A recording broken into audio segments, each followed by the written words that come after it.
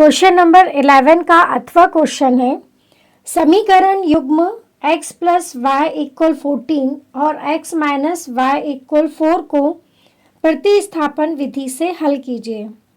Solution देखते हैं। x plus y equal to 14 को इक्वेशन नंबर 1 दे देते हैं और x माइनस वाई इक्वल 4 को हम इक्वेशन नंबर 2 दे देते हैं। समीकरण युग्म को हमें प्रतिस्थापन विधि से हल करना है। तो प्रतिस्थापन विधि में किसी भी एक समीकरण को एक चर के लिए हल करते हैं और उसका मान हम दूसरे समीकरण में रखकर हल कर लेते हैं। तो हम यहाँ पर इक्वेशन नंबर 1 लेते हैं समीकरण 1 से। तो समीकरण 1 है हमारा x plus y equal 14, plus y का हम ट्रांसफर कर देते हैं तो हमें प्राप्त होगा x equal 14 minus y, plus y का माइनस वाई हो जाएगा। इसे हम इक्वेशन नंबर 3 दे देते हैं। अब समीकरण 3 से x का मान हम समीकरण नंबर 2 में रख देते हैं। तो इक्वेशन नंबर 2 है हमारी x minus y equal 4। x का मान रख देते हैं तो हमें प्राप्त होगा 14 minus y equal 4। Minus y होगा माइनस 2y, तो इस तरह हमें प्राप्त होगा 14 माइनस 2y इक्वल 4।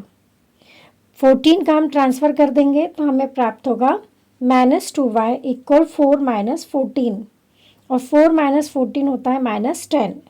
तो इस तरह हमें प्राप्त हुआ माइनस 2y इक्वल माइनस 10।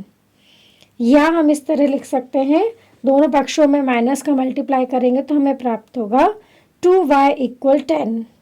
जो 2 यहाँ पर मल्टीप्लाई में है, ट्रांसफ़र करने पर हमें डिवाइड में प्राप्त होगा।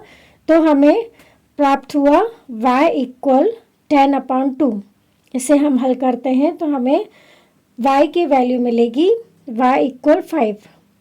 अब इस y का मान हम इक्वेशन नंबर 3 में रख देते हैं तो हमें प्राप्त होगा x इक्वल 14 माइनस वाई, ये हमारी इक्वेशन नंबर 3 है।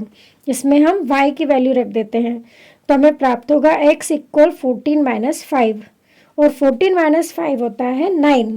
इस तरह हमें आंसर प्राप्त हुआ x is equal to 9 and y is equal to 5।